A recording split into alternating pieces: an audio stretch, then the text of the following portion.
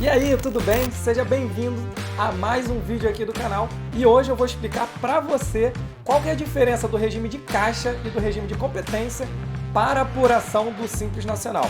E fique comigo até o final desse vídeo que eu vou dar uma dica muito legal para você saber, junto com o seu cliente aí, como escolher qual regime de apuração para o Simples Nacional, tá bom? E para você que chegou aqui de paraquedas e não me conhece, meu nome é Pedro Mendes, sou empresário contábil, sou CEO do Grupo RM Negócio Unidade Centro e sou criador dos cursos Descomplicando o MEI e Descomplicando o Simples. E eu queria te avisar também que agora você pode se tornar um membro aqui do canal. É claro, se tornando um membro aqui do canal, além de você ajudar o canal a crescer mais, eu sempre trazer conteúdos maravilhosos que ajudam todos aqui, né, que eu tenho certeza disso, você também vai ter acesso a conteúdos gratuitos como planilhas, aulas exclusivas, lives, muita coisa boa, o preço é baratinho, então basta você clicar aqui embaixo para você saber mais, eu tenho certeza que você não vai se arrepender. Se junte aí aos membros descomplicadores do canal, beleza? Mas agora vamos para o que interessa, eu vou explicar aqui a diferença dos dois, tá bom? Então, galera, diferentemente do que muitos acham, tá? O regime de apuração para o Simples Nacional, você escolher caixa ou competência, não tem nada a ver com o regime de apuração que você escolhe na contabilização da sua empresa. Por exemplo, você está fazendo a contabilidade de uma empresa do Simples, lá você escolheu fazer a contabilidade pelo regime de competência. Você pode sim escolher apurar o Simples Nacional pelo regime de caixa. Não tem nada a ver uma coisa com a outra, tá? Essa escolha de regime aqui dentro do Simples Nacional é simplesmente para apurar o Simples Nacional, para calcular o Simples Nacional. Qual que é a diferença de um e de outro? O regime de competência nada mais é que a apuração do total vendido, do total de prestação de serviço, independente se você recebeu por aquilo ou não. Como é que é isso, Pedro? Como é que funciona? Calma, vou te explicar aqui, vou te botar um exemplo aqui para te explicar direitinho, tá bom? Por exemplo, em março de 2021, uma empresa vendeu ali de mercadorias 10 mil reais, tá? Vendeu 10 mil ali em mercadorias, tá? Emitiu 10 mil ali em nota. Só que ela não recebeu nada disso. Ela parcelou, botou em duplicata aí para receber daqui a 60 dias. Mas se a empresa escolheu pelo regime de apuração de receitas, no regime de competência, independente se ela recebeu esse valor ou não, ela vai ter que apurar o Simples Nacional de março no valor total de 10 mil reais. Então, independente, né, se recebeu ou não o valor, né, pelo serviço ou pela venda daquele produto, a empresa ela vai ter que optar, ela vai ter que apurar o Simples Nacional em cima desse total de vendas, tá? Agora no regime de caixa já é diferente. Nesse mesmo exemplo, em março, a empresa ela vendeu 10 mil reais em mercadoria, porém desses 10 mil reais aí, ela só recebeu à vista ali no ato 5 mil reais em março. Os outros 5 mil reais foi feita uma duplicata para ela receber em outro mês, beleza? Show! Então, nesse mês de março, ela só vai apurar o Simples Nacional dela, vai ser apurado somente em cima, né, sobre o valor recebido, que nesse caso aqui do exemplo que eu dei para vocês,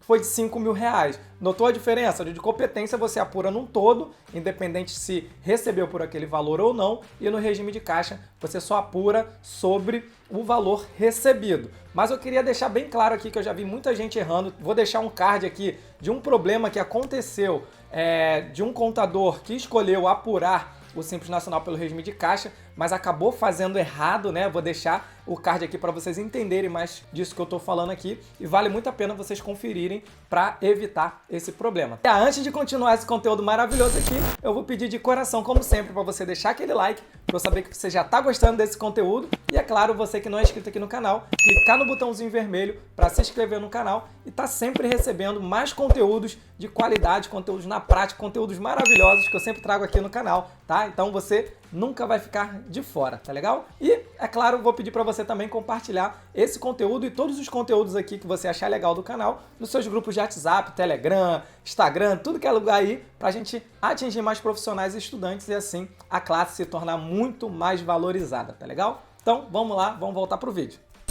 O que acontece? Quando você escolhe pelo regime de caixa, quando você vai apurar o Simples Nacional, aparecem duas opções de você colocar a receita pelo regime de competência e pelo regime de caixa. Quando você escolhe pelo regime de competência, só pede na hora da apuração o regime de competência. Mas por que isso, Pedro? Porque você sabe, né, que o Simples Nacional ele é apurado baseado no faturamento bruto dos últimos 12 meses. Para efeitos de cálculo, quando você escolhe pelo regime de competência, esse cálculo dos últimos 12 meses é baseado na competência.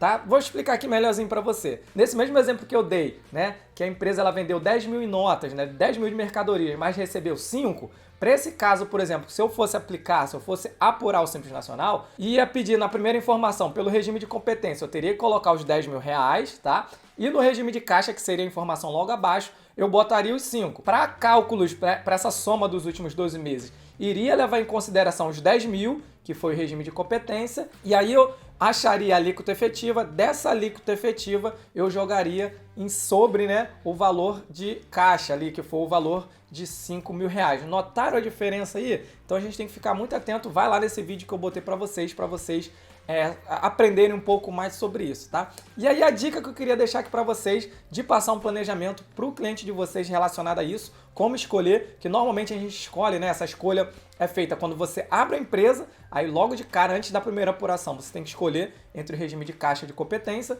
E em dezembro também, quando você vai apurar o Simples de novembro, você tem que escolher qual é o regime de apuração da receita aí para o ano seguinte. E lembrando que, feita essa escolha, você não consegue mais trocar dentro do ano. É sempre no ano, o calendário seguinte, então tem que ter muita atenção no que vai escolher, né? Então, qual o planejamento que você tem que fazer com o cliente para você saber qual escolher? Você tem que levar muito em consideração como é que é normalmente o recebimento desse cliente. Você tem que analisar se o cliente ele presta muito serviço, mas o recebimento dele é muito parcelado, se ele vende para receber daqui a 20 dias, 30 dias, 50 dias. Então, para esse tipo de cliente, né, que não recebe, que não vende muito à vista, a maioria das vendas ou da prestação de serviço dele são recebimentos a longo prazo.